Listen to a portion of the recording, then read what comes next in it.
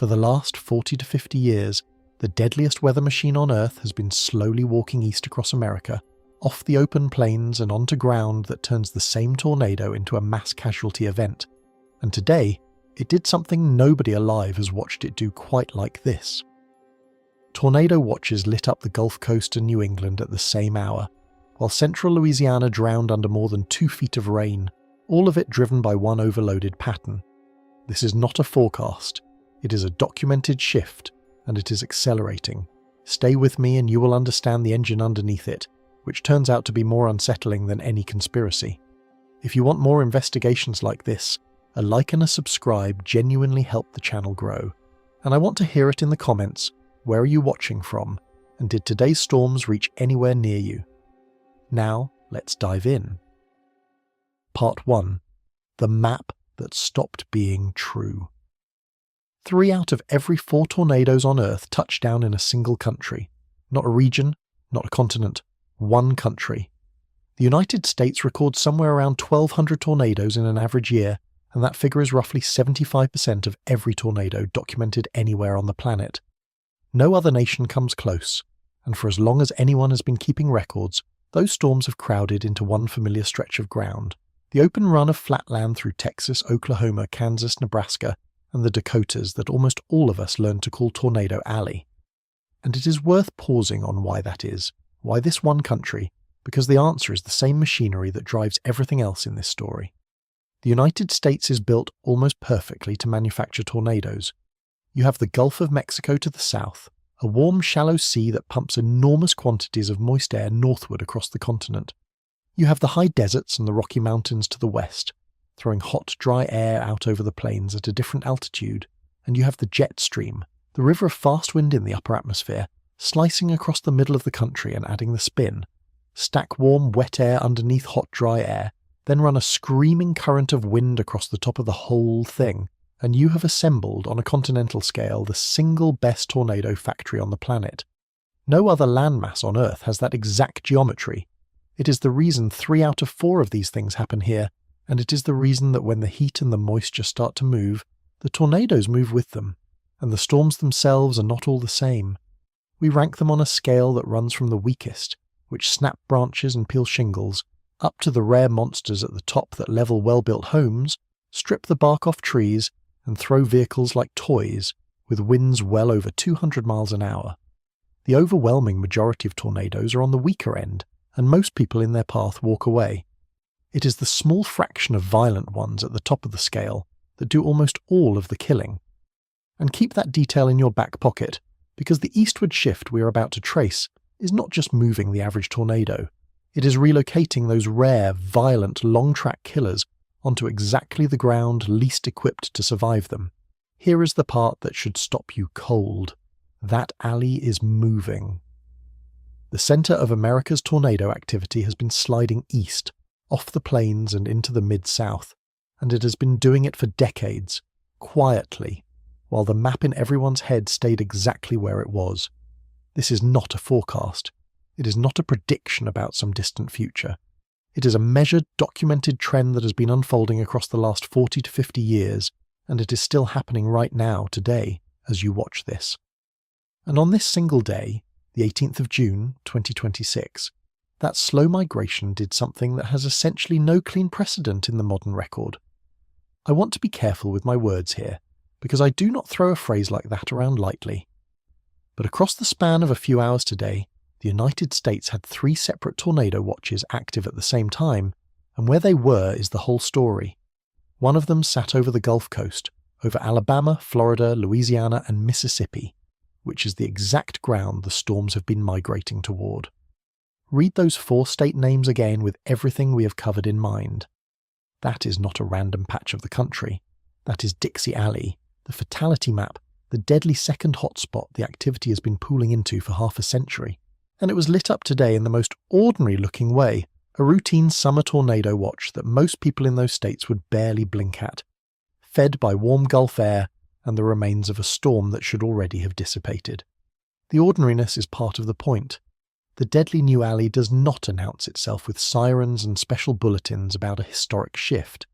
It just issues another watch on another humid afternoon, over the same ground that has been quietly accumulating the nation's tornado deaths, while the country kept looking at Oklahoma, and the other two sat over upstate New York and New England, over Vermont, over New Hampshire, over Maine, a part of the country that almost never sees an organised tornado threat at all, let alone in the middle of June.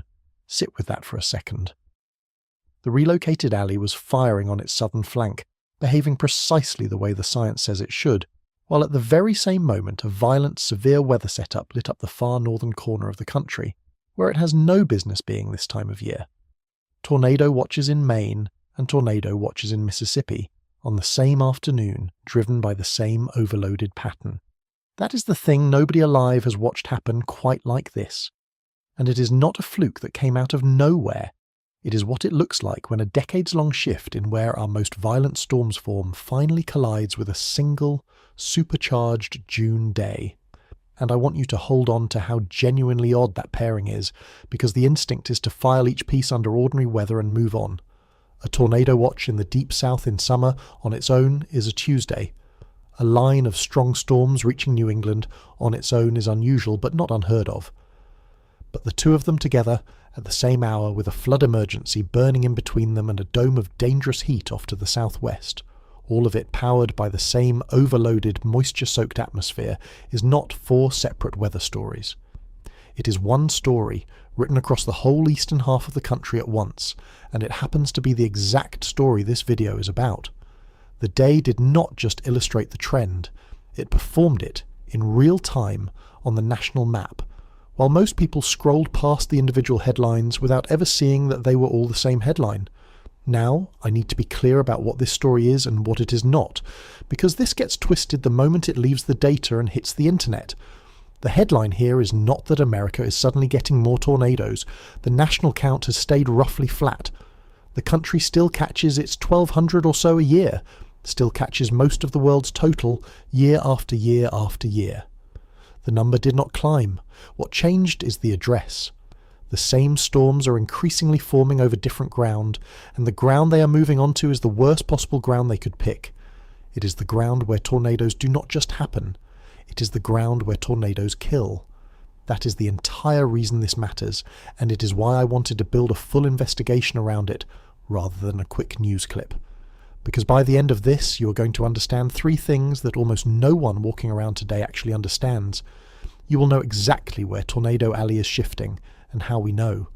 You will know why it is moving, the physical engine underneath it, which turns out to be more unsettling than any conspiracy, and you will understand why that shift is quietly turning the same storms we have always had into something far more deadly than the raw numbers will ever show you. And I want to be honest about why this matters to me enough to spend the next while walking you through it carefully, rather than just handing you a scary headline and moving on. It is because this is the rare kind of danger that you can actually do something about if you understand it in time. You cannot stop the alley from moving. No one can. But the entire difference between a tornado being a terrifying story you tell later and a tornado being the end of your life often comes down to whether the idea had ever crossed your mind that it could happen where you live. The shift we are tracing is, in the end, a story about a gap. The gap between where the danger actually is now and where people still believe it is. That gap is measured in human lives, and the good news, the genuinely good news that I will get to by the end, is that the gap can be closed by anyone for free in an afternoon. But first you have to be convinced it is real. Let me start where the evidence starts, because the way we found this out did not begin in a laboratory. It began with a man standing in a field season after season, waiting for tornadoes that simply were not showing up anymore. Part 2. The Storm Chaser Who Found the Silence.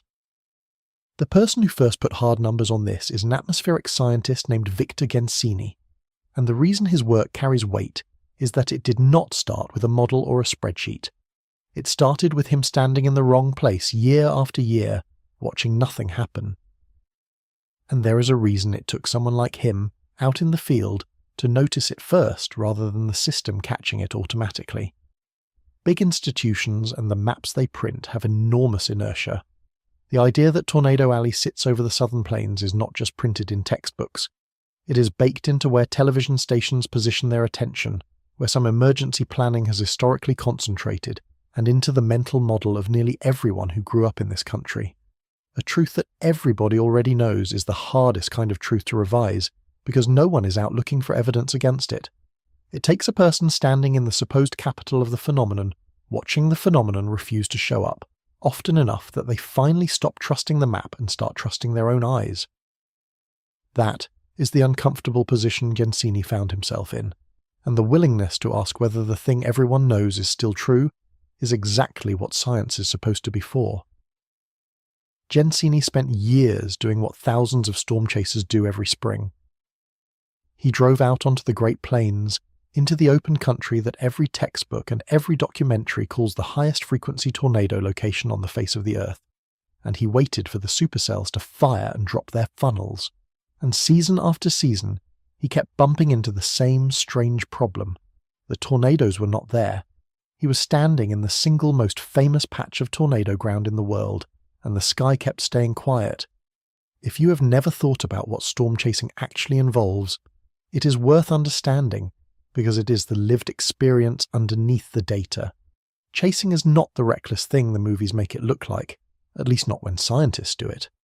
It is hours and hours of driving, watching the sky, reading the morning forecasts, positioning yourself in the part of a state where the ingredients look like they might come together that afternoon, and then waiting. Most days nothing happens. The reward when it comes is being in the right field at the right hour to watch a supercell organize and lower a funnel, and for someone who studies these storms, that is not a thrill ride. It is field data. It is standing inside the phenomenon you have spent your life trying to understand. So when a person who has done that for years, who knows the plains the way you know your own street, starts noticing that the storms are not where they are supposed to be, that is not a casual observation. That is an expert noticing that the ground has shifted under the thing they know best. Now, one slow season means nothing. Tornadoes are chaotic, and here is a distinction that matters enormously, because it is the one people get wrong constantly. There is a difference between weather and climate. Weather is what happens on a given afternoon, and it is wild, random, and impossible to read anything into on its own. Climate is the pattern those afternoons make when you stack thousands of them up across decades. One quiet season on the plains is weather, and it tells you nothing. But 40 seasons, plotted carefully, location by location, start to reveal climate, the slow underlying pattern that no single storm can show you. Gensini's instinct in the field was just a hunch. It took the long record to turn that hunch into something you could defend. Any given year can run hot or cold by pure chance, and a chaser having a bad run is the most ordinary thing in the world. But the slow years kept piling up, and when enough of them stacked on top of each other, Gensini started asking a question that almost no one in his field had been willing to ask out loud. What if the plains are not the tornado capital they used to be? What if the map everyone trusts, the map we have all carried in our heads since we were children, is simply out of date? So he went back and did the unglamorous work. He pulled the long-term tornado record and he plotted the trend, not just for the country as a whole, but for individual locations, watching how the risk at each specific spot had changed across the decades. He and a colleague at the National Severe Storms Laboratory, Harold Brooks, ran the analysis across nearly 4 decades of data, from 1979 all the way through 2017, and they published it in 2018 in a peer-reviewed journal. And what they found was not subtle once you lined the years up. Across great swathes of the Great Plains, the trend lines pointed down. The most legendary tornado region in the world had been slowly going quiet for half a century, and the way they checked themselves is the part that should earn your trust. It would have been easy and wrong to just count funnels and call it a day. Instead, they looked at the trend 2 completely different ways and demanded that both agree. One way counted the actual tornado reports over the decades. The other ignored the reports entirely and instead asked how often the atmosphere itself was assembling the recipe for a strong tornado. The moisture, the instability, the spin, regardless of whether a funnel was ever logged. When 2 independent methods, one built on human reports and one built on the raw physics of the air, point the same direction, you're no longer looking at noise, you're looking at signal, and both methods pointed the same way, down over the western plains. That second method, the one that looks at the environments rather than the reports, is the quiet hero of this whole story, so it is worth making sure you really grasp what it does. Instead of asking, did a tornado happen here, which depends on someone being there to see it and report it. It asks a cleaner question. On this day, in this place, did the atmosphere have all the ingredients it needs to make a strong tornado, whether or not one actually formed? You can answer that from the fundamental measurements of the air, the temperature, the moisture, the winds at different heights, none of which care about cameras or spotters or population. And when you tally up how often those tornado-ready conditions assembled over each region across 40 years, the Western Plains show a clear decline, and the Mid-South shows a clear rise. The sky was setting the table for tornadoes less often out west and more often in the east, completely independent of who was around to watch the meal get served. In Jensini's own framing, this was not a statistical accident or a quirk of one bad decade. This was, in his words, a real and definite trend. Parts of Texas, parts of Oklahoma, a slice of northeastern Colorado, the beating core of the old alley, were producing fewer tornadoes and, just as importantly, fewer of the atmospheric setups that breed tornadoes in the first place. The decline was real. The question was where all of that violence had gone, because here is the thing about the national numbers that makes this impossible to wave away. The country was still catching its 1,200 tornadoes a year. The total was not falling. So think about what that actually means, logically, with no meteorology required at all. If the storms are leaving the plains, and the national count is holding perfectly steady, then those storms cannot simply be vanishing. They have to be turning up somewhere else. The arithmetic leaves exactly one door open. The trend that points down over Kansas and Oklahoma has to point up somewhere, and it does. And the somewhere it points up toward is the part of the map that should frighten us the most. I will show you exactly where the risk went in a moment, and why that particular destination is so much worse than the place it left. But first, I want to nail down why this finding survived the most obvious objection anyone could throw at it. Because if you have been paying attention, you have probably already thought of it yourself. Part 3. The Same Storms, a New Address. When you tell people that tornado activity has shifted east, the first reaction from anyone reasonable is a healthy dose of skepticism, and it goes like this. Tornado records are messy.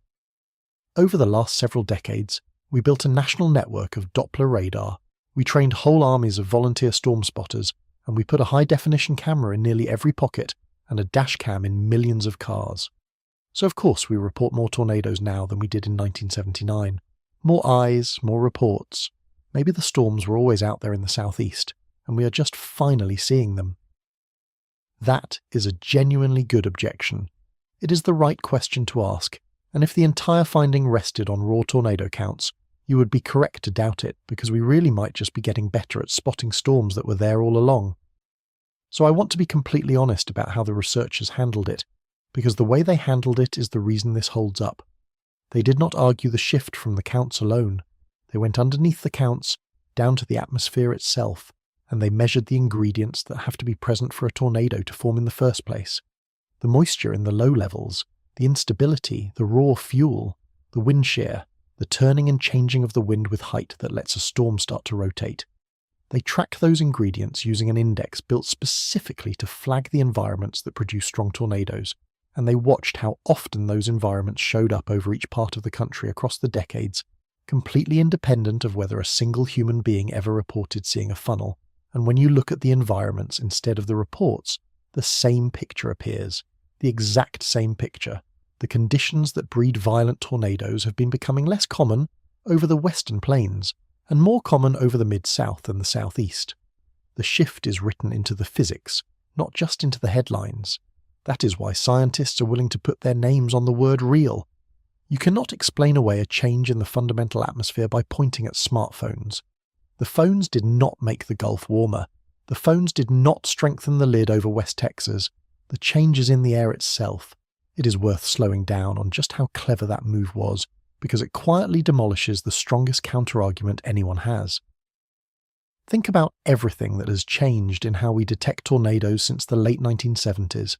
We went from a country with patchy radar coverage and scattered eyewitnesses to a country blanketed in Doppler radar, crisscrossed by trained spotter networks and saturated with cameras, every phone, every doorbell, every dash cam, all of it uploading in real time. A weak tornado that spun up over an empty field in 1980 and was never seen by anyone simply did not exist in the record.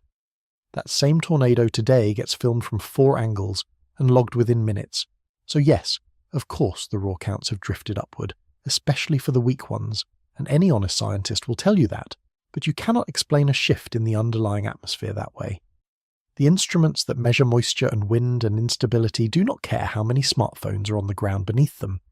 When those measurements show the tornado recipe assembling less often over Oklahoma and more often over Tennessee, the cameras have nothing to do with it.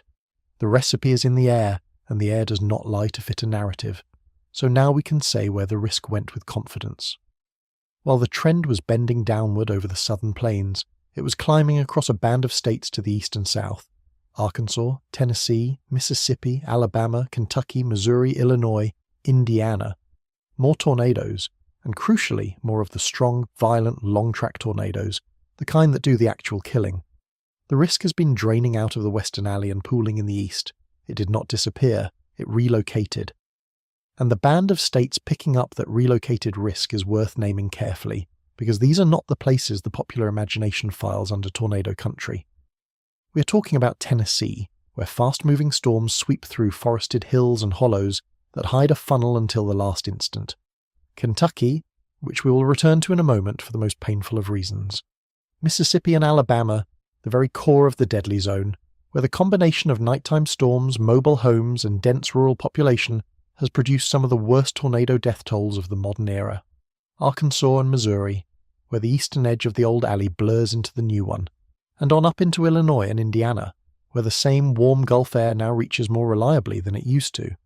Line those states up and you are looking at a populous, wooded, basement-poor, often rural swathe of the country that grew up believing, with real conviction, that tornadoes were a problem for the people out west. The data says the problem moved in with them, quietly, over the course of a single human lifetime. And it is not only the count of tornadoes that has been shifting east. It is the share of the violent ones, the strong, long-lived tornadoes that account for the overwhelming majority of deaths. A landscape can absorb a lot of weak, brief tornadoes without much loss of life. It is the rare top-end monsters that fill the fatality records, and the evidence is that those too have been concentrating more in the eastern band over time. So the shift is doubly bad. It is moving more tornadoes onto deadlier ground, and within that it is moving more of the specific kind of tornado that does the killing onto the exact ground least able to survive it. Two trends pointing the same grim direction, stacked on top of each other, which is why the people who study this do not describe it as a minor redistribution. They describe it as a meaningful increase in the threat to human life, even with the national count holding flat. And I want to be precise about the scale of what we are describing, because it is easy to let a phrase like a shift in tornado activity wash over you as something abstract. We are talking about a measurable migration of one of the most violent forces that exist in nature, walking hundreds of miles across the map of the United States over the span of a human lifetime. And the right way to feel the size of this is to think in human lifetimes, not in weather. A child born in the Deep South in the late 1970s, when this record begins, has lived their entire life inside the window, during which the most violent weather on the planet quietly migrated toward their doorstep. Their grandparents could reasonably believe tornadoes were a plains problem and be mostly right. Their grandchildren will grow up in a place where that belief could get them killed. That is the timescale we're talking about, slow enough that no single year ever felt like a turning point, fast enough that it completely rearranged the risk inside one human life. The risk at specific cities in the Mid-South has climbed steadily year over year, while the risk at cities out in the Western Plains has dropped. It is not one dramatic jump that made the news. It is a slow creep that only becomes obvious when you line up the decades and watch the centre of activity stroll eastward, frame by frame. And that slowness, that quiet, gradual quality, is part of what makes it so dangerous. A threat that arrives this gradually is one almost nobody notices until it is standing on their doorstep. There was no single morning when the alarm went off and the country was told the map had changed. It just changed, a little more each year, while the old map stayed pinned up in everyone's mind. And think about how human attention works. We are wired to notice the sudden thing, the explosion, the single catastrophic event that dominates a news cycle for a week. We are almost blind, by contrast, to the slow thing, the trend that moves a few % a year and never once announces itself. A coastline does not retreat in a day, A glacier does not vanish in an afternoon. And Tornado Alley did not pack up and move east in a single dramatic season that everyone could point to and remember. It crept. And creeping is the one speed at which a deadly thing can move while almost everyone in its path keeps believing it lives somewhere else. And it is worth being honest that this slowness is also why the shift has been so easy to argue about, so easy to dismiss, so easy to lose in the noise. A trend that moves a little each year never produces the single undeniable moment that forces everyone to agree. There is always another quiet season to point to, always a bad year out west you can wave at to say see. The planes still get them, always enough natural year-to-year chaos to give a skeptic something to hold. The signal is real, but it is buried in noise, and you only see it when you step back and let the decades average out. That is exactly the kind of threat human beings are worst at taking seriously, the kind that never has its single defining day until the day it arrives on top of you. The data has been shouting for years. It just has not been shouting in a way that fits into a headline until an afternoon like today hands it one. Now, one important clarification, because this is the exact point where the story gets distorted. This does not mean the Great Plains are suddenly safe. Let me say that as plainly as I can. Kansas, Oklahoma, and Texas are still the single most tornado-prone ground in the entire country. The plains are still the hotspot. What changed is the direction of travel. The data show a real decline in parts of the traditional alley, and a real rise farther east. The old hotspot is still a hotspot. It is just no longer the only one. A second one has appeared, and it is growing, and it sits in precisely the wrong place. And to understand why that location is so much worse, I need to show you two different maps of the same country. Part 4. Two maps. Picture two maps of the United States laid side by side. On the first one, you shade in where tornadoes happen most often. That map is easy because everyone already knows it. The brightest colours, the angriest reds, sit over the southern plains. That is the frequency map, the map of where the storms form and the plains still win it. They have always won it, and as far as we can tell, they will keep winning it. If all you care about is counting funnels, the answer is still Oklahoma. Now look at the second map. On this one, you do not shade in where tornadoes form. You shade in where they kill. Not where the funnels touch down, but where the deaths happen. And the colours are not in the same place. The deadliest ground sits farther east and south, over Alabama, over Mississippi, over Tennessee, over Georgia, over Arkansas. A region that meteorologists have come to informally call Dixie Alley. The place with the most tornadoes and the place with the most tornado deaths are two different places on the map. Let that land for a moment, because it is the hinge of this entire story. Frequency lives in one region, death lives in another. And the migration we have been tracking, the slow eastward walk of the storms, is carrying them off the first map and onto the second.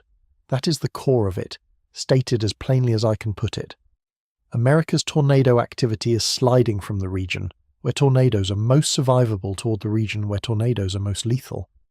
The violence is not increasing. It is changing its address, and the new address is the one written in funeral records. And I keep coming back to that word address, because it captures something the raw statistics miss. If you only ever looked at the national tornado count, you would conclude that nothing is happening at all. The number is flat. You could stare at that one figure for 50 years and never see the story, and plenty of people have done exactly that and concluded there is nothing to worry about. But the national count is an average smeared across a continent, and averages hide migrations. Underneath that flat number, the risk has been quietly picking up and moving house, out of the place built to survive it, and into the place built to be destroyed by it. The total stayed the same. The destination did not. And it is the destination, not the total, that decides how many people a year do not wake up. That second region, the deadly one, even has a name now, one that has crept into the language precisely because the danger there became impossible to ignore. People call it Dixie Alley, the band running through the lower Mississippi Valley in the southeast, and the grim thing about it is that it earned the name not by having the most tornadoes, but by having the most funerals. For decades the country told itself a simple, comforting story. Tornadoes are a plains problem. They're an Oklahoma thing, a Kansas thing, a flat, empty country thing, and the people who live out there have it figured out. That story let everyone east of the Mississippi relax a little, and the story was never quite true, but it has become dangerously false in exactly the years that the activity has been sliding their way. The map in the collective imagination still has the danger safely parked out west, while the actual bodies pile up in the southeast. The plains, for all their genuine ferocity, are relatively forgiving ground, and that is not an insult to anyone who has lived through a plains tornado. It is a statement about geography and timing, open land, daytime storms, slow movement, sparse population, long sight lines where you can watch a funnel for 20 minutes before it ever reaches you.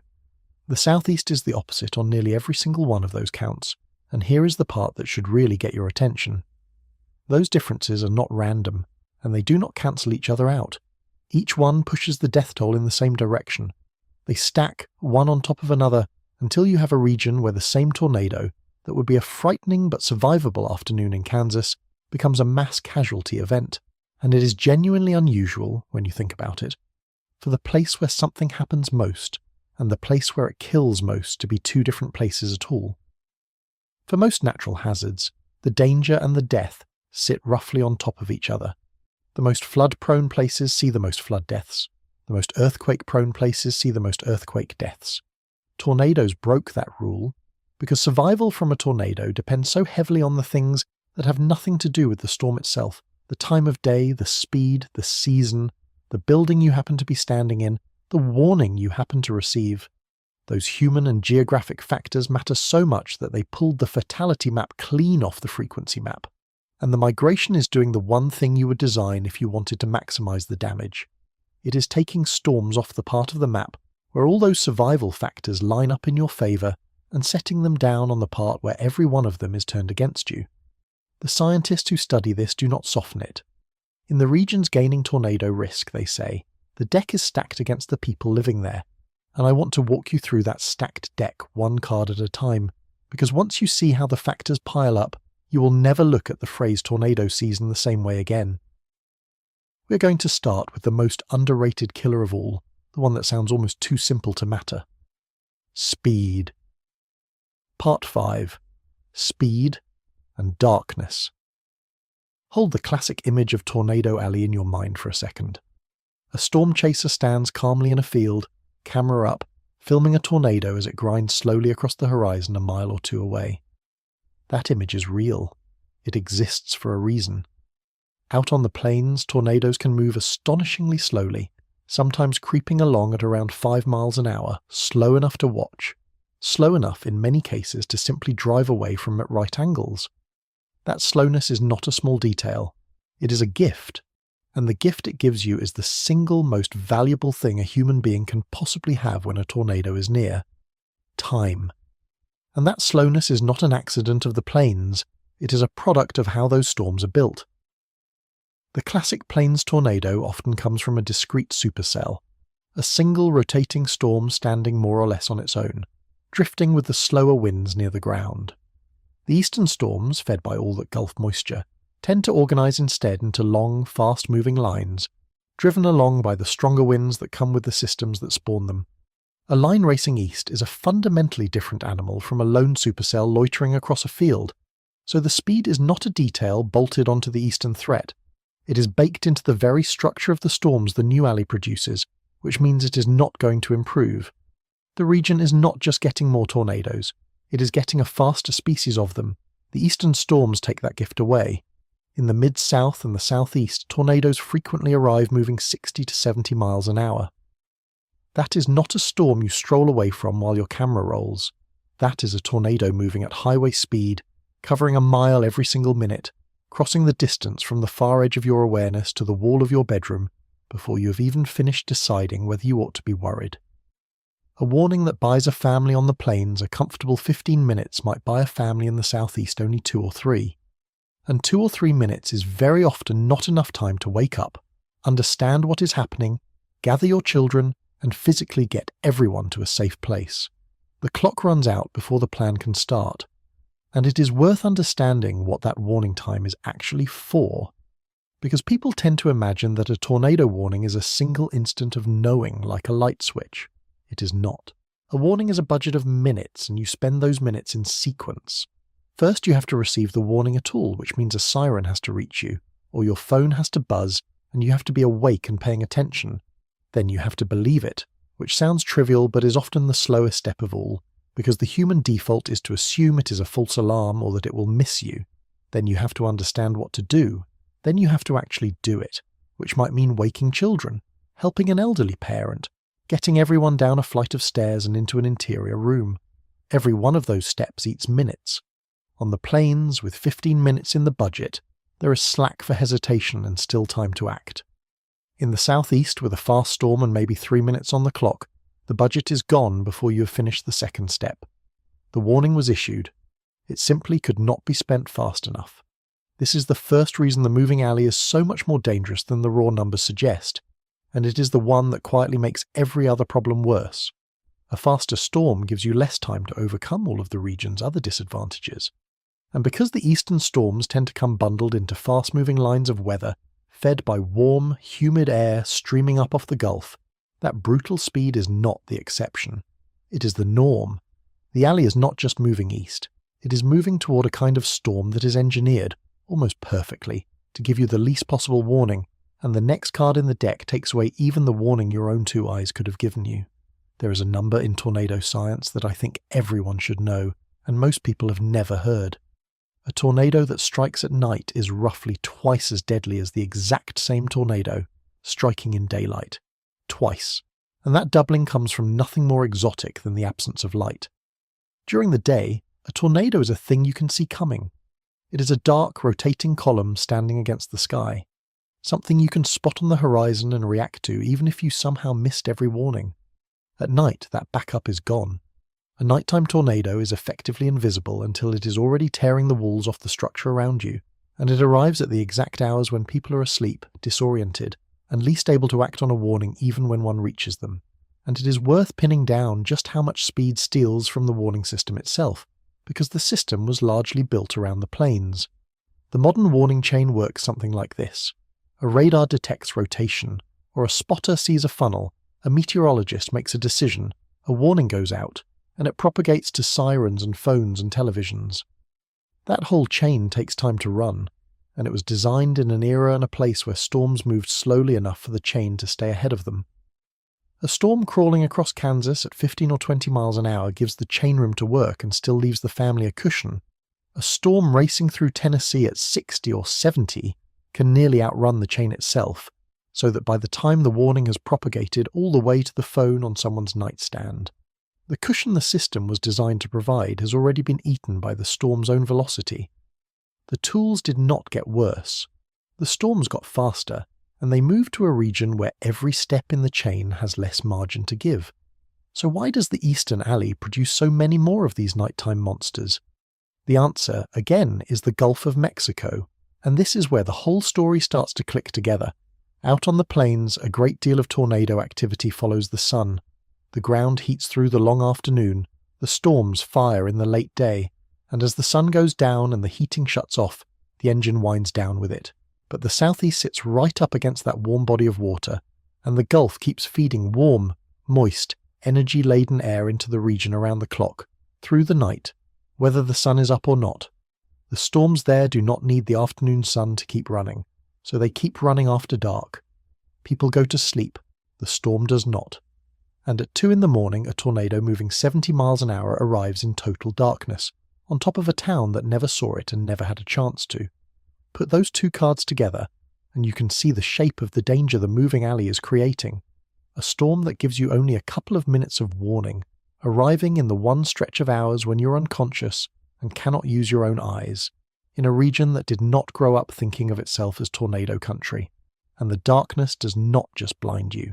It defeats the warning systems themselves, because a siren or a phone alert only works if it can actually wake a sleeping person in time to act, and a great many of those systems were never designed to do that job at 2 a.m. And there is something almost cruel about how the darkness interacts with everything else. A daytime tornado, even one you are not warned about, gives you a last line of defense. Your own eyes. You see the sky go green. You see the wall of cloud lower and start to turn. You see the funnel, and your body reacts before your mind has even caught up. That primal visual alarm, the one that has protected our species for as long as we have existed, is switched completely off at night. The most dangerous storms in the New Alley arrive in the hours when you're not just unwarned, but blind, asleep, with your children asleep, your defences at their lowest possible point, in a region whose storms are specifically the ones that keep going after the sun is gone. It is the worst possible combination of factors arriving at the worst possible hour, and it is becoming more common, not less, in exactly the places gaining the risk. There is also a particular kind of tornado the Southeast specialises in that deserves its own mention, the rain-wrapped tornado. On the open plains, the classic supercell often keeps its rain and its funnel in separate parts of the storm, so the tornado stands out in clear air against the sky, visible for miles. The storms in the moisture-drenched southeast frequently do the opposite.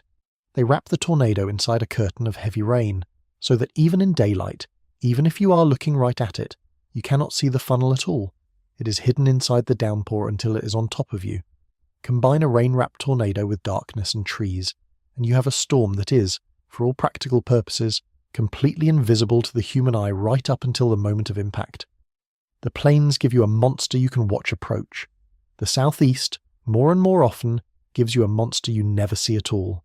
And then come the quieter cards, the ones about the ground itself.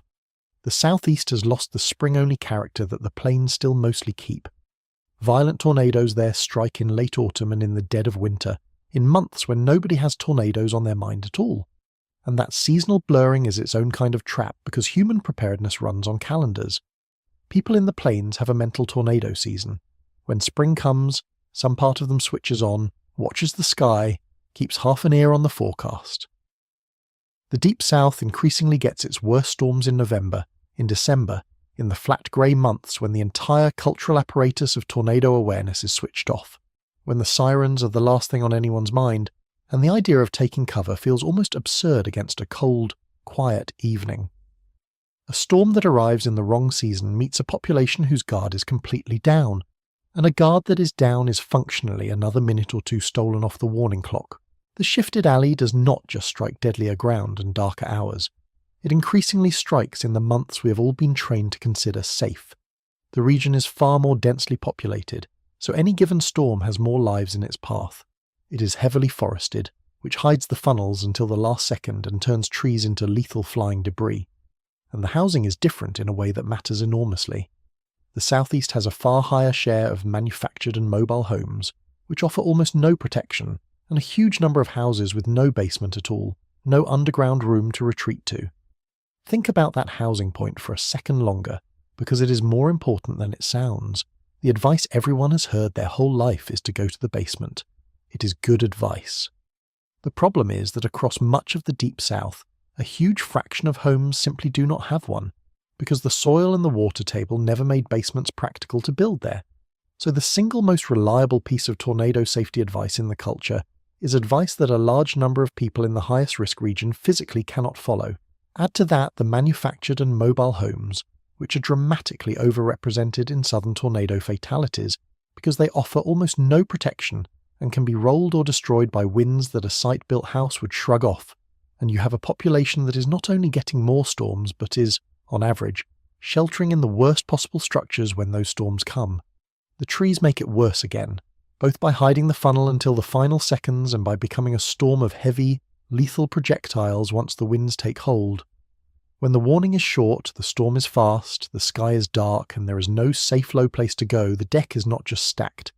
It is stacked 5 cards deep, and every one of those cards is being dealt more and more often to the part of the country the storms are moving into. There is one more factor that does not get talked about enough, and it sits underneath all the others, which is who lives on this ground.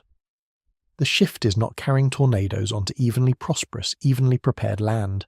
It is carrying them across a part of the country with deep pockets of rural poverty, where a larger share of families live in exactly the manufactured housing that offers the least protection, where fewer households have the money to install a safe room, and where some communities are spread thin enough that emergency services and storm sirens are stretched or simply absent.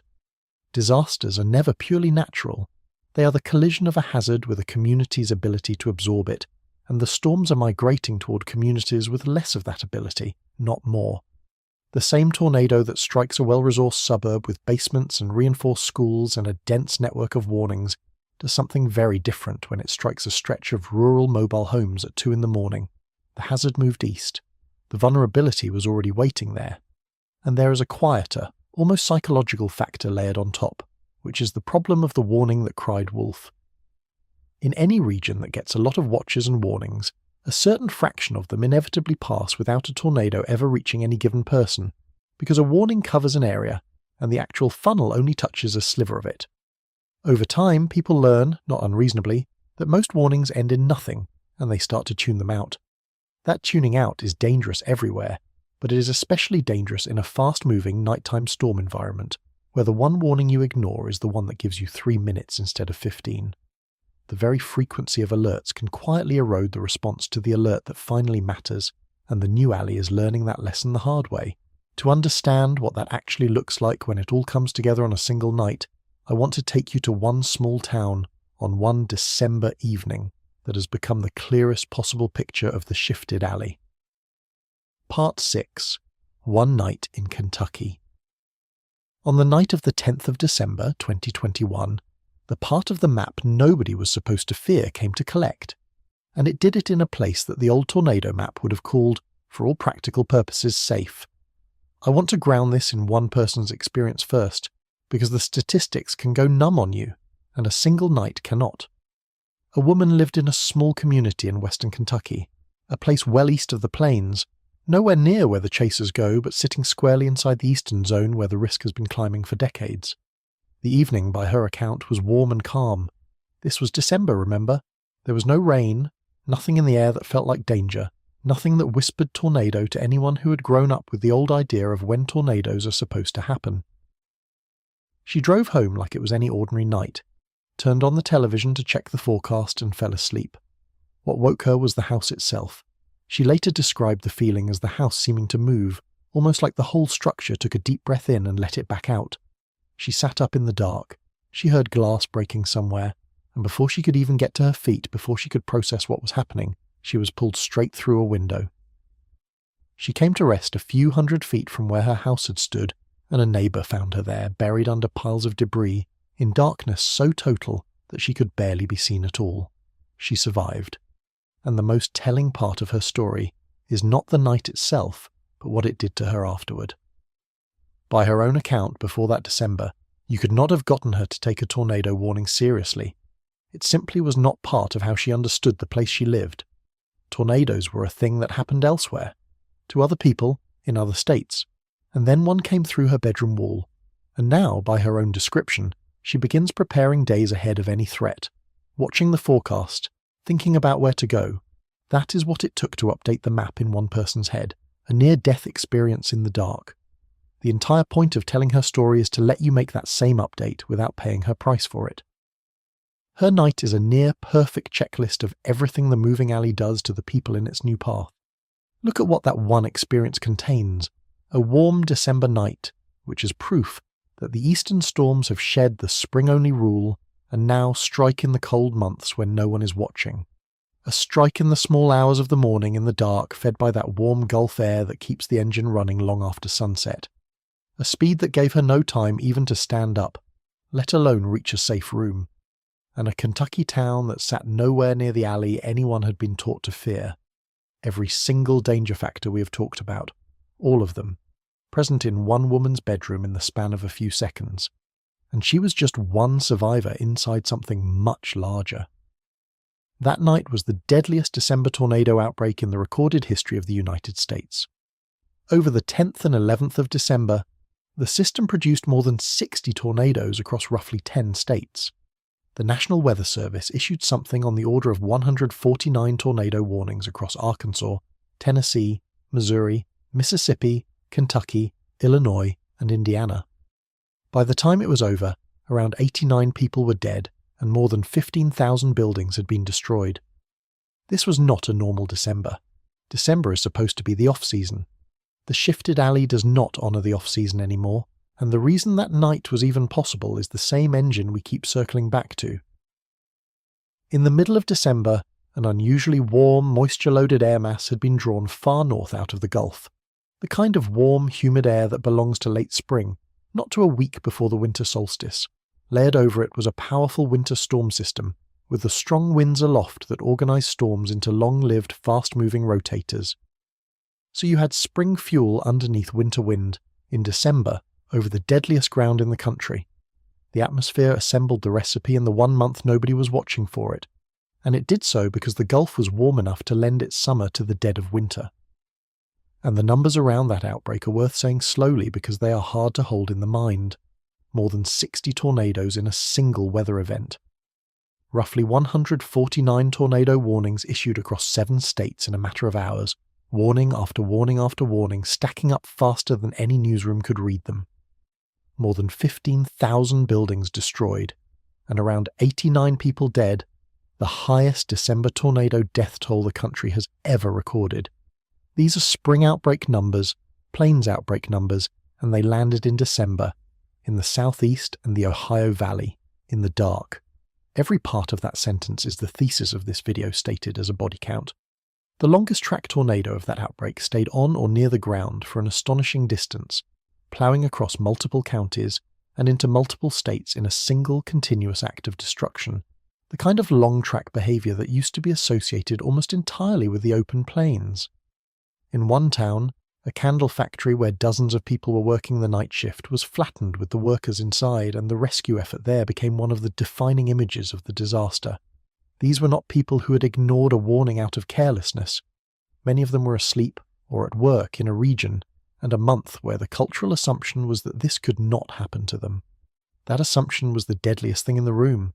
And December is, in a way, the perfect month for the shifted alley to show its cruelty, because December is when the cultural guard is at its absolute lowest. The decorations are up. People are thinking about holidays, about family, about anything other than severe weather.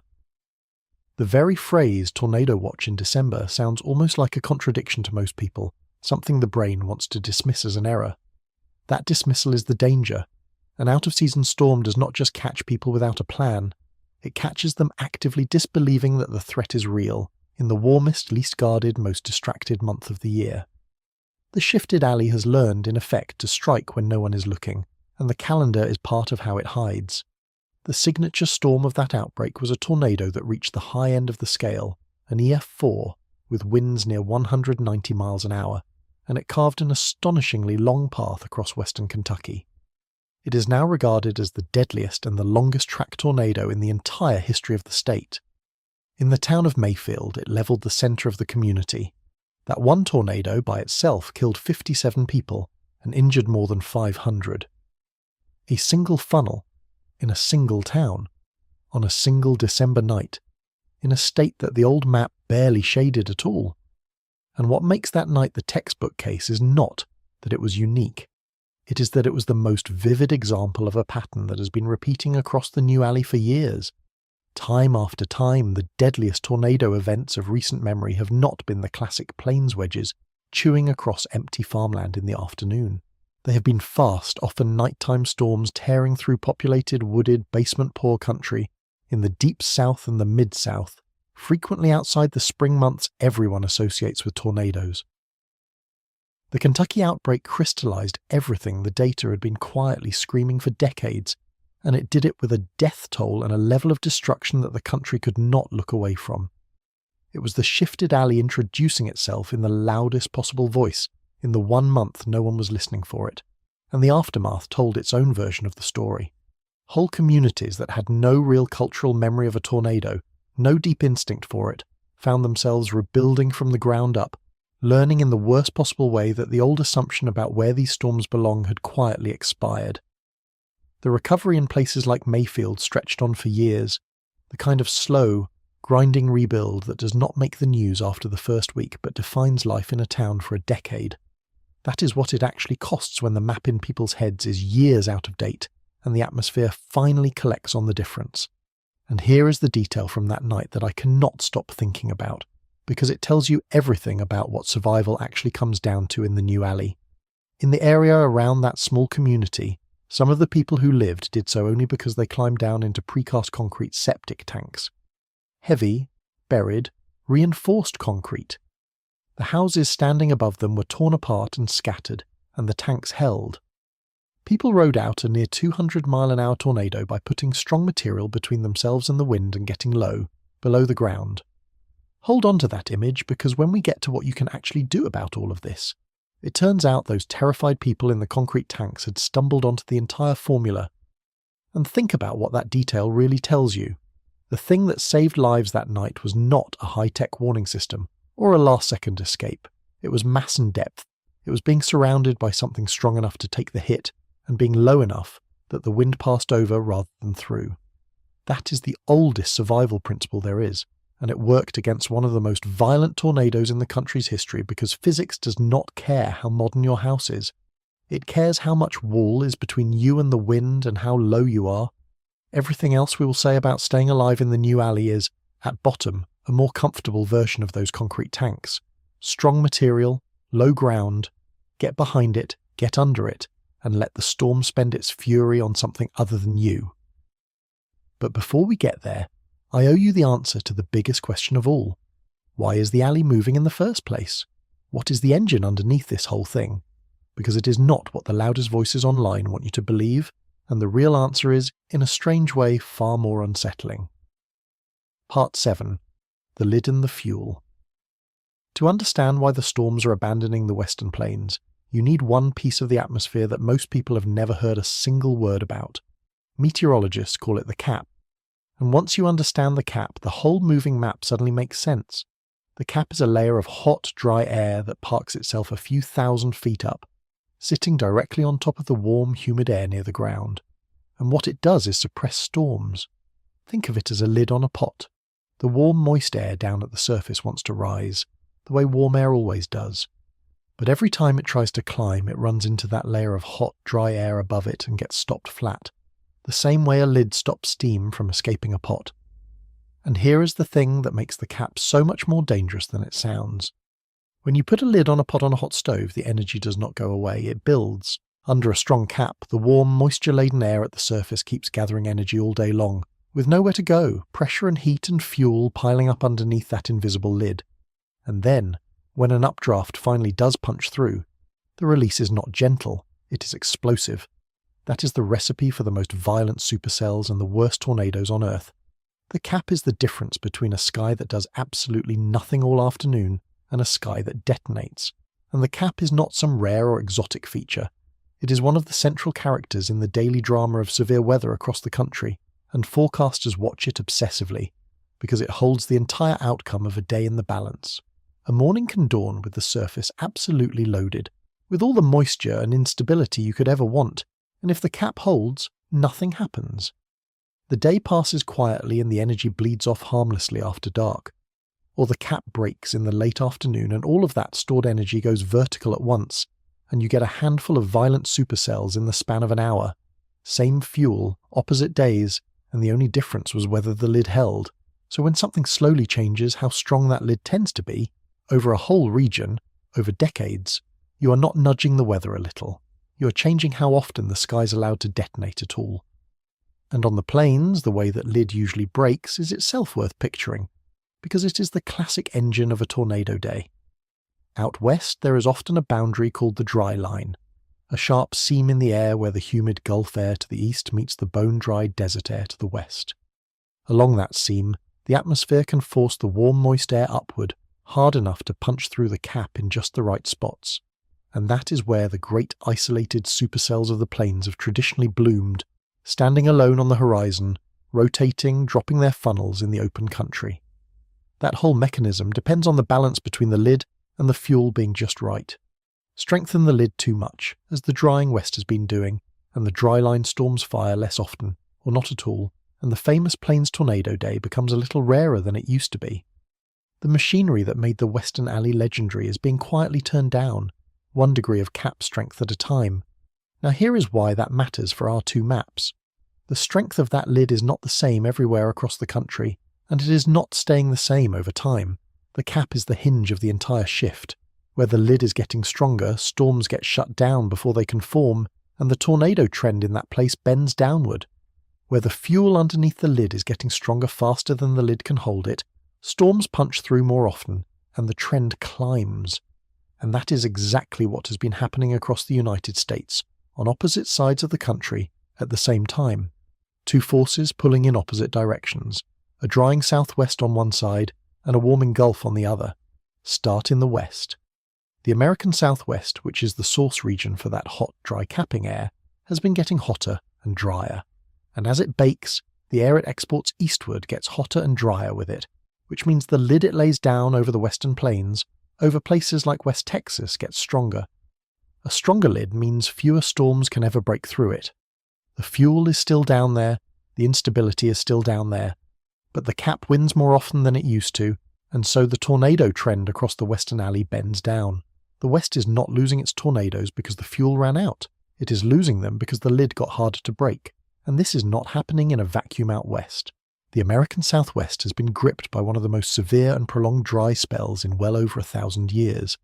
A multi-decade drought that has drawn down the great reservoirs and turned an already arid region into something even thirstier and hotter.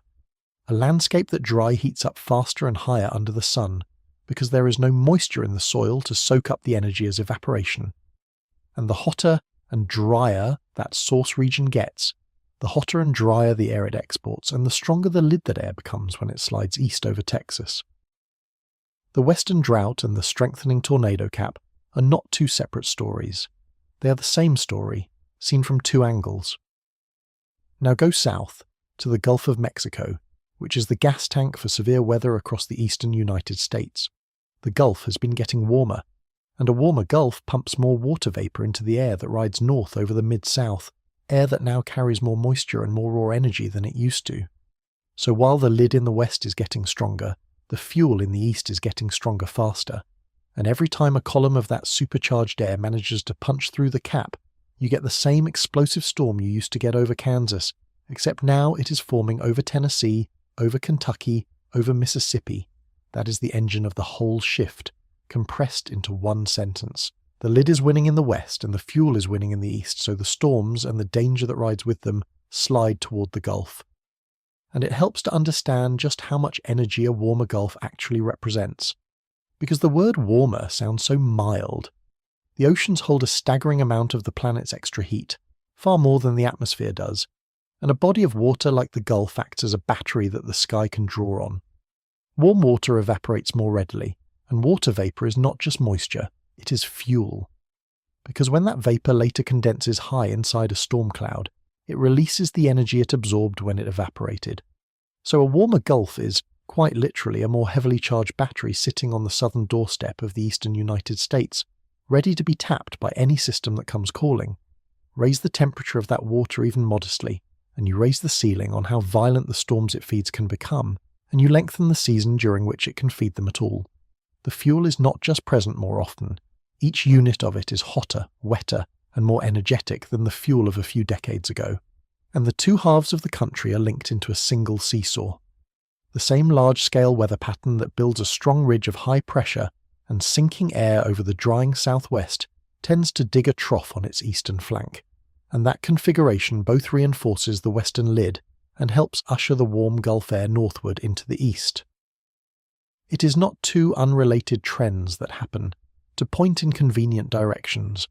It is, increasingly, one coupled pattern, a west that bakes and an east that floods and spins, two faces of the same atmospheric arrangement. And you could watch both faces of it on the map today, the heat baking Texas while the storms spun up to the north and east, which we will come back to. There is one more ingredient in the recipe that ties the whole pattern together, and that is the jet stream, the fast river of wind in the upper atmosphere that steers our weather systems and supplies the turning wind that lets storms rotate. There is growing evidence that as the planet warms unevenly, with the far north heating faster than the tropics, the jet stream is becoming more prone to taking big, looping, sluggish detours rather than running fast and straight. And a jet that gets stuck in a big loop is exactly what carves out a strong ridge over one region and a deep trough over another, and then leaves them there, parked, for days. That is the seesaw again, but now you can see what holds it in place. A more sluggish, more buckled jet stream is more likely to lock in the west bakes, east floods arrangement and let it sit, which is part of why these patterns increasingly feel less like passing weather and more like a regime that settles over the country and refuses to move. It was a powerful, oddly placed loop in that very jet that flung the ingredients for rotating storms all the way into New England today, out of season and out of place. And these are not forces that are about to politely reverse themselves. A southwest that keeps drying keeps strengthening the lid. A gulf that keeps warming keeps strengthening the fuel. The eastward pressure on Tornado Alley is not a one-time event that we are watching crest. It is a push that keeps pushing, season after season after season. And that phrase, a push that keeps pushing, is the part I most want you to hold on to, because it separates this from the kind of disaster we are used to thinking about. A tornado is an event. It arrives, it does its damage, it ends, and then you rebuild, and the threat recedes until next time. The shift is not an event, it is a direction. It is a steady pressure on the whole system, bending it a little further east every decade, and it does not recede between storms. The Gulf does not cool off after a bad outbreak. The Southwest does not rehydrate after a dry spell breaks. The forces sit there underneath everything, patient and enormous, nudging the dice the same way year after year. You cannot wait this one out because there is no after. There is only the slow, continuous reshaping of where the danger lives, and the only sane response to a pressure that does not let up is to stop assuming the old map will protect you and start living on the new one. Now, whenever the sky does something hard to explain, a second story always shows up right next to the real one, and that story deserves a direct answer rather than a smirk.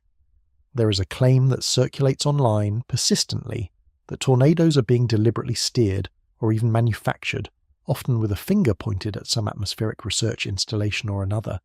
And I want to deal with it honestly on the physics, because the honest answer is more interesting than the dismissal. The reason it does not hold up is energy.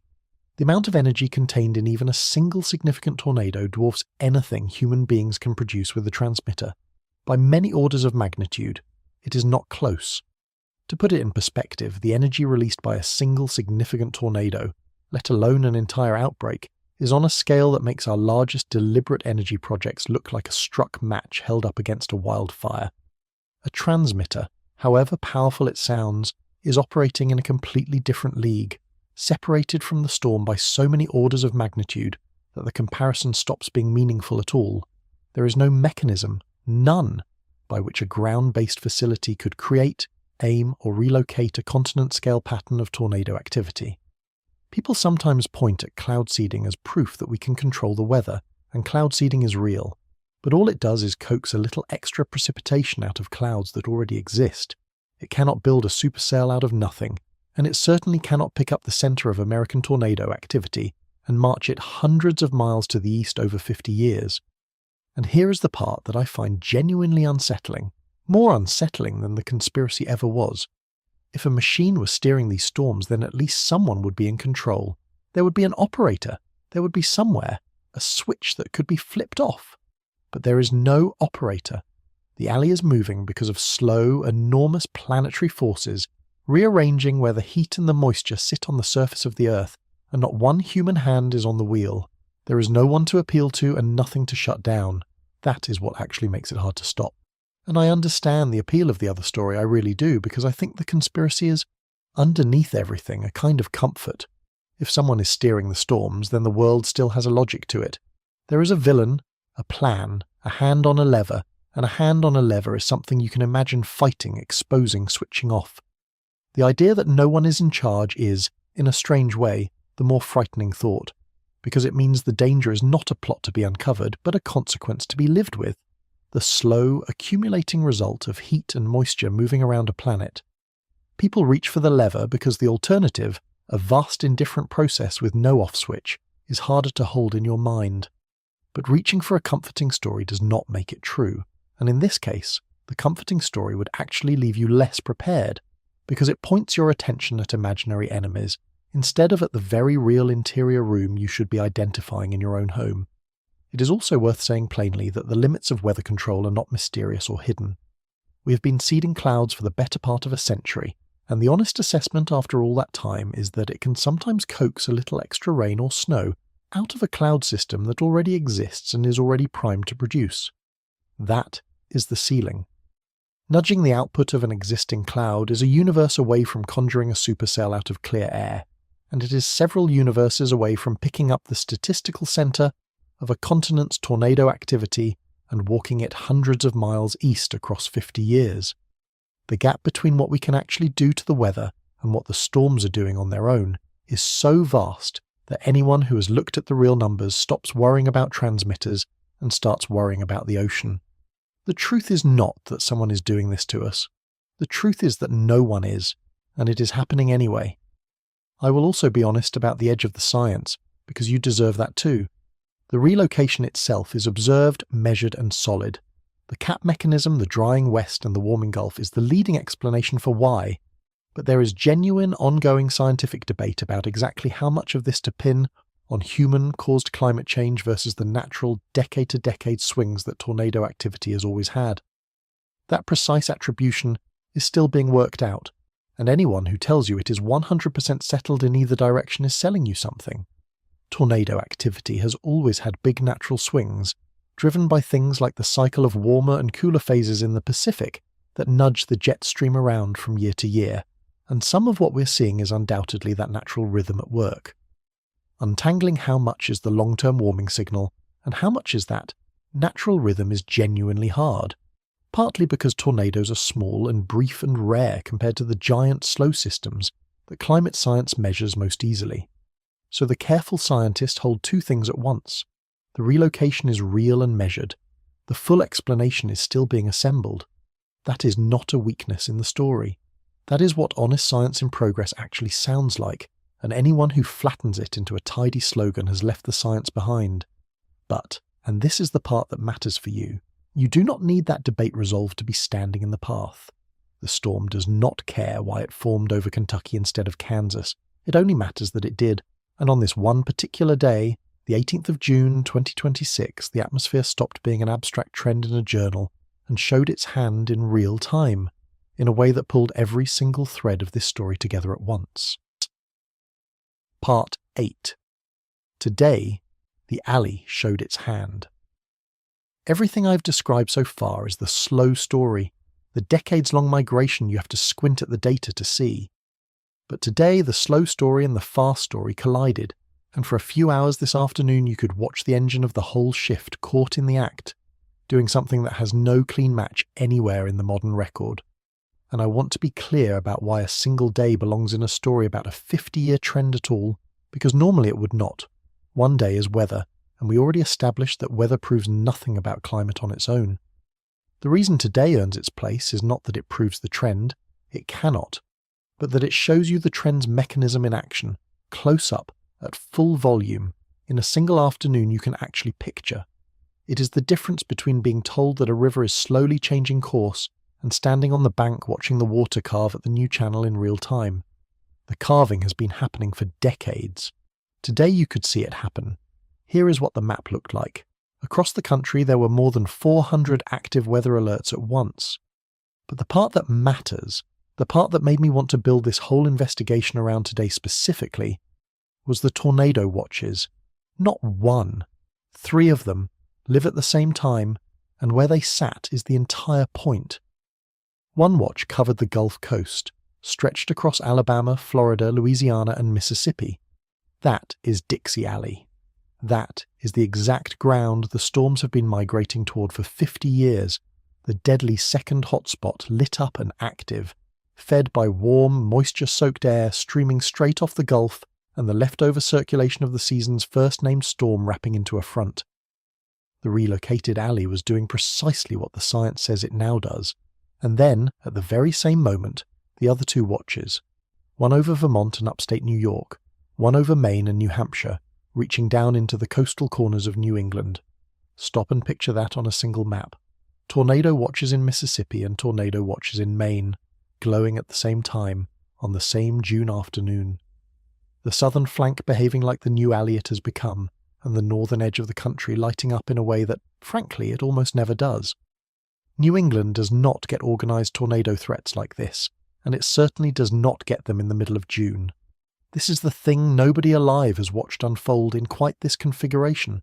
The alley not only sitting on its new, deadlier ground, but throwing a violent setup all the way up into a latitude that the old rules said was off limits.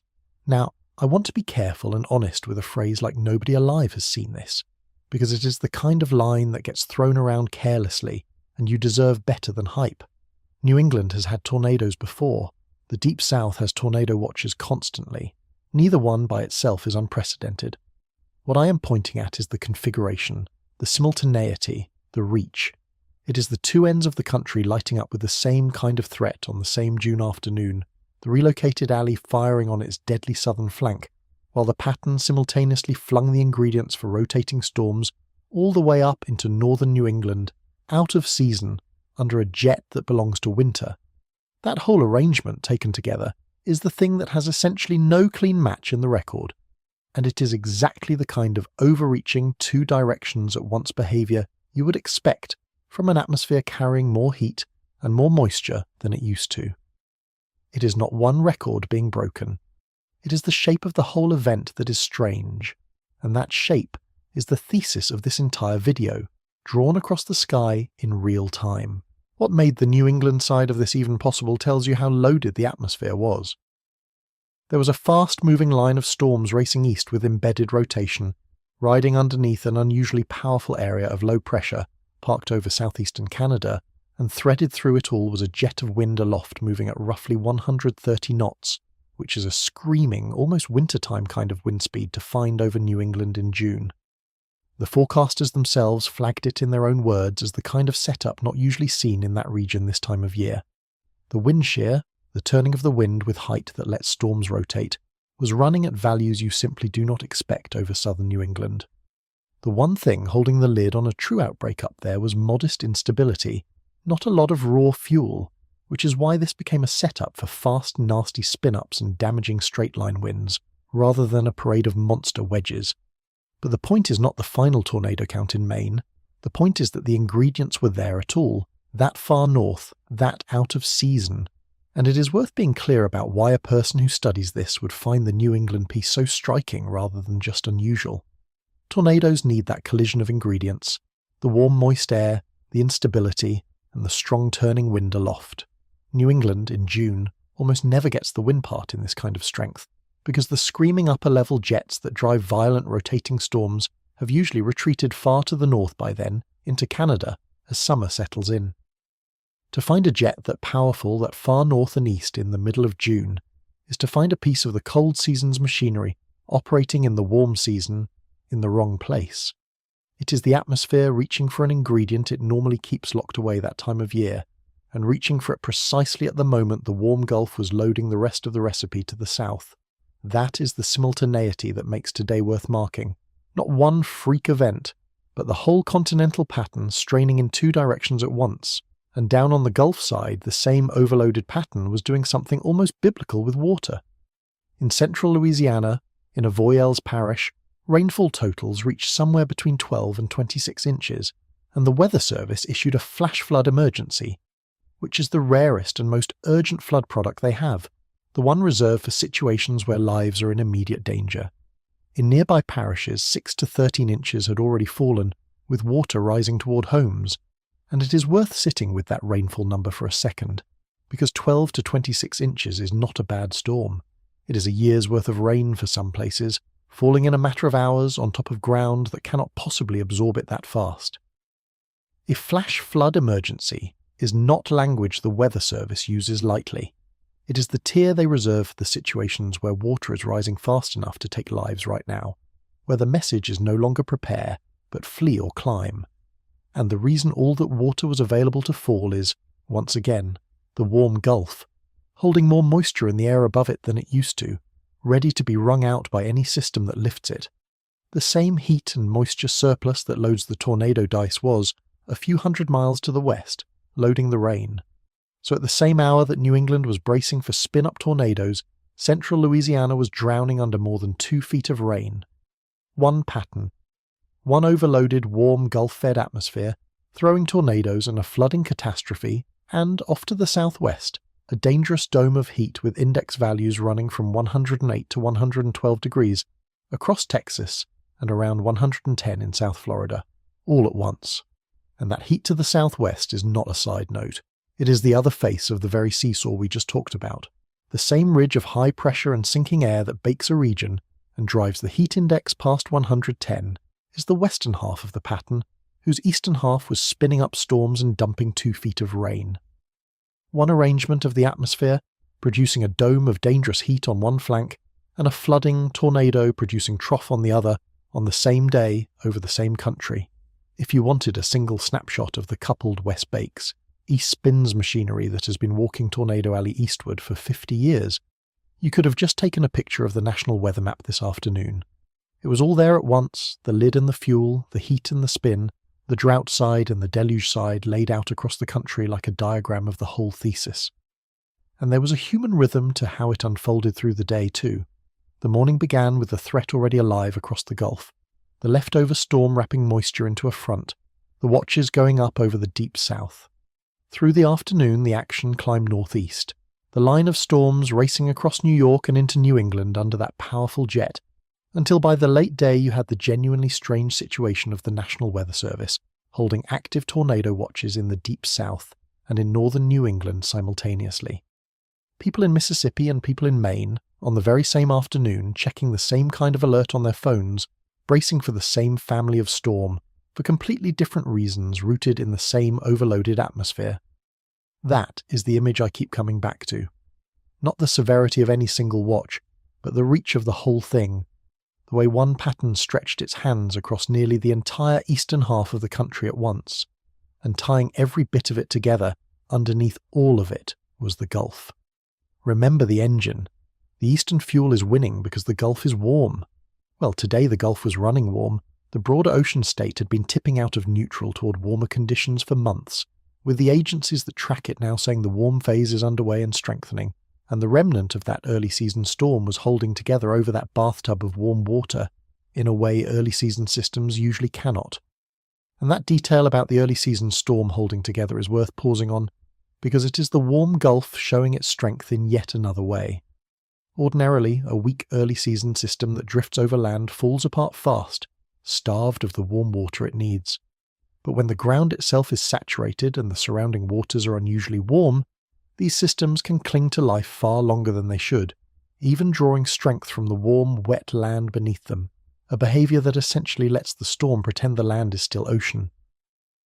The fact that the season's first named storm was doing exactly that, refusing to die on schedule, is one more reading on the same thermometer. The Gulf and the air around it are carrying more heat and more moisture than the calendar says they should, and that surplus is what fed the floods, fueled the tornado threat, and propped up a storm that should already have been gone. That is not a separate story from the alley shift. That is the same story. The warm Gulf that has been quietly walking the tornado map eastward for half a century is the same warm Gulf that loaded today's pattern until it fired in 2 regions at once. The driver and the trigger are one system, and the broader ocean is leaning the same direction, which only adds to the loading.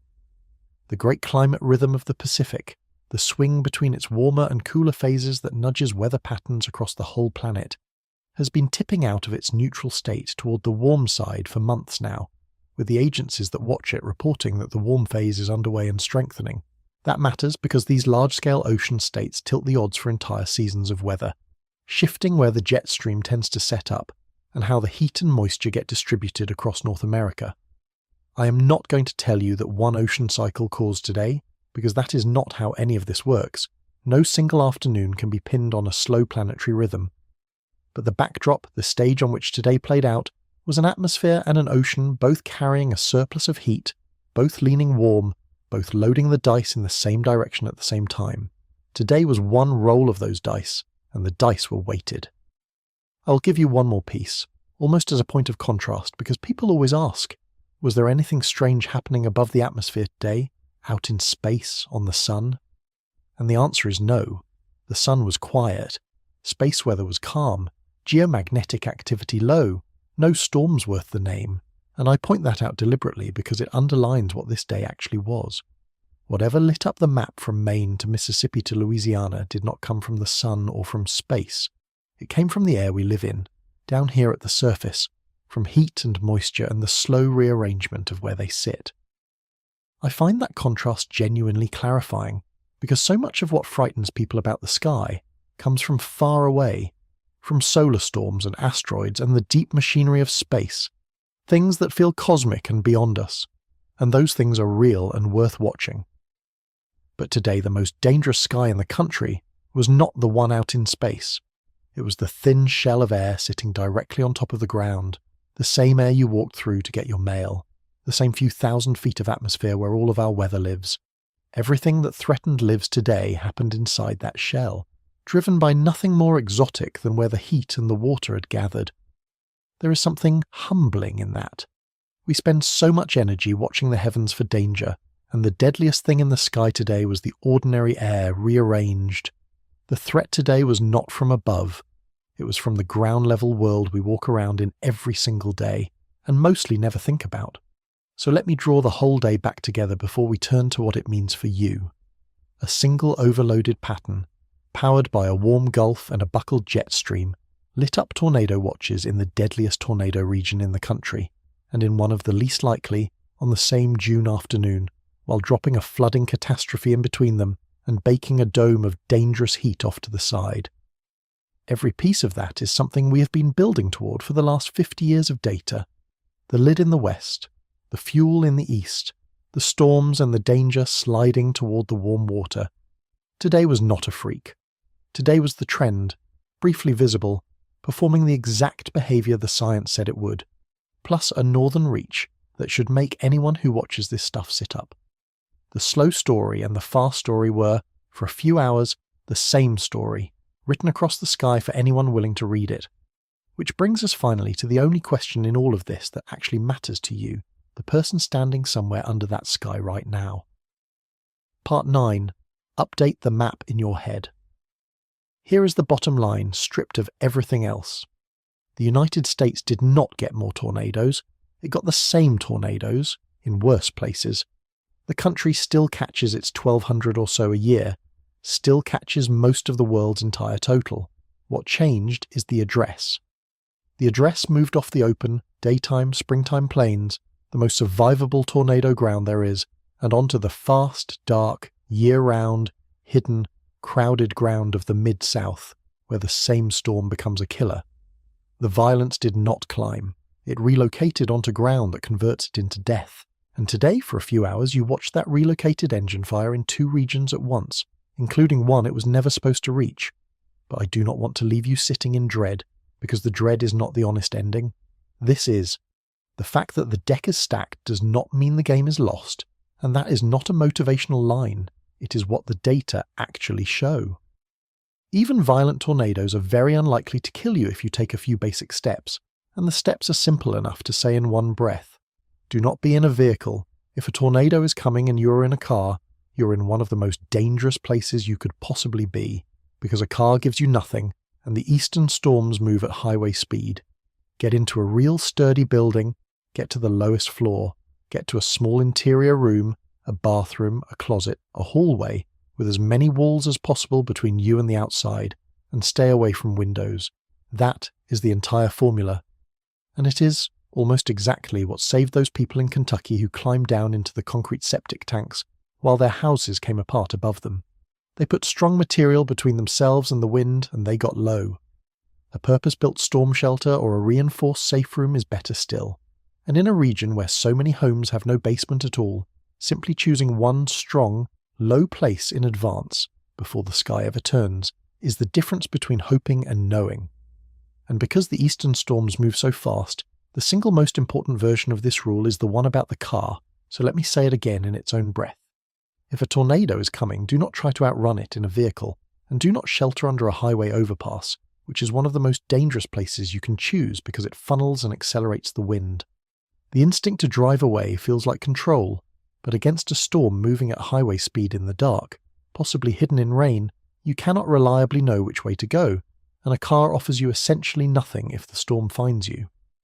The advice that sounds passive, get into a sturdy building and get low, is the one that actually keeps people alive, and the advice that feels active, get in the car and go, is the one that gets them killed. In a region full of fast, rain-wrapped, nighttime storms, that distinction is not academic.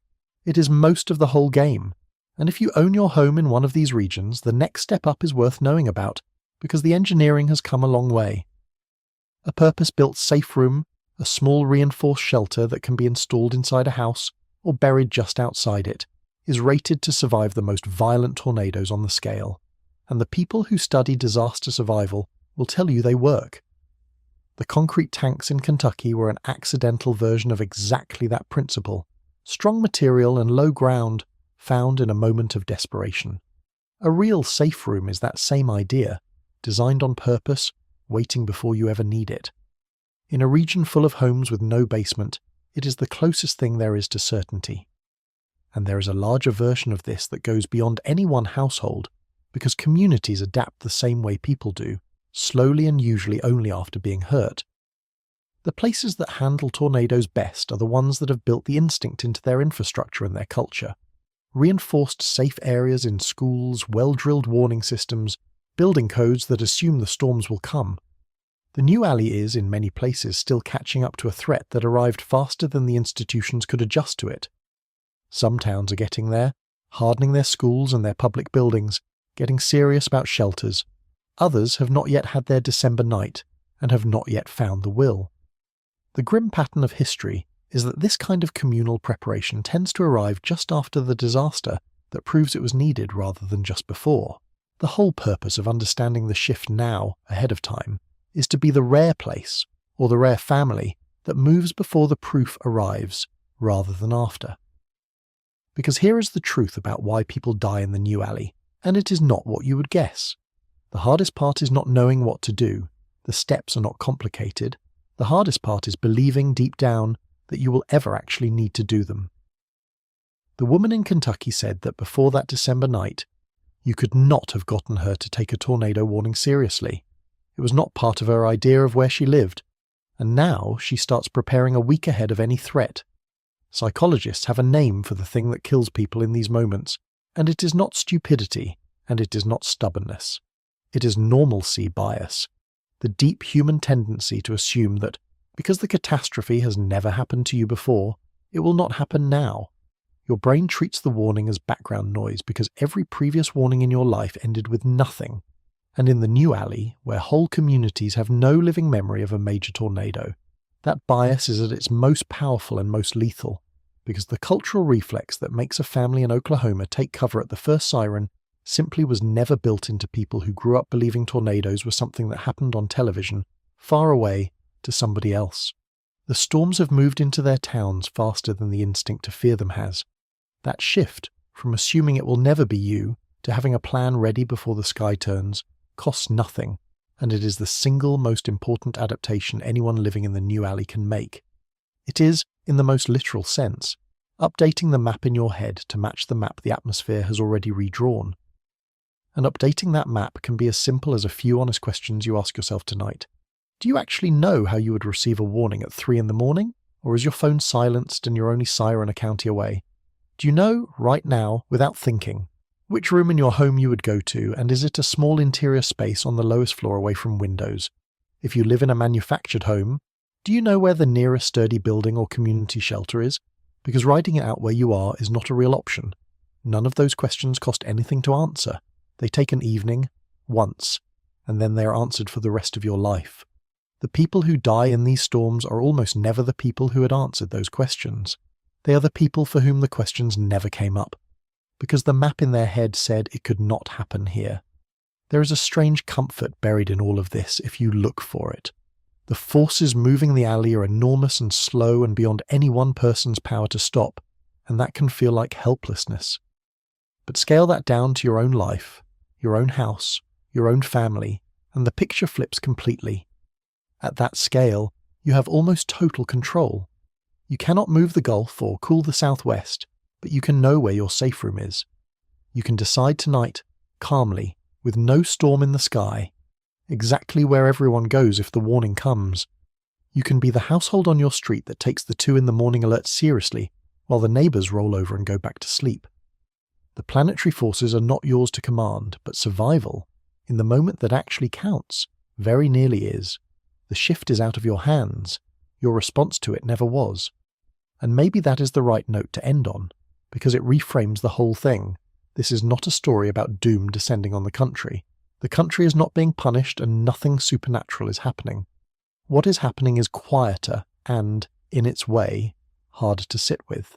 The heat and the moisture that drive the most violent weather on the planet are slowly rearranging themselves on the surface of the Earth, with no malice and no plan and no one at the controls, and the storms are simply following them, the way water follows gravity, onto ground full of people who have not yet updated the map.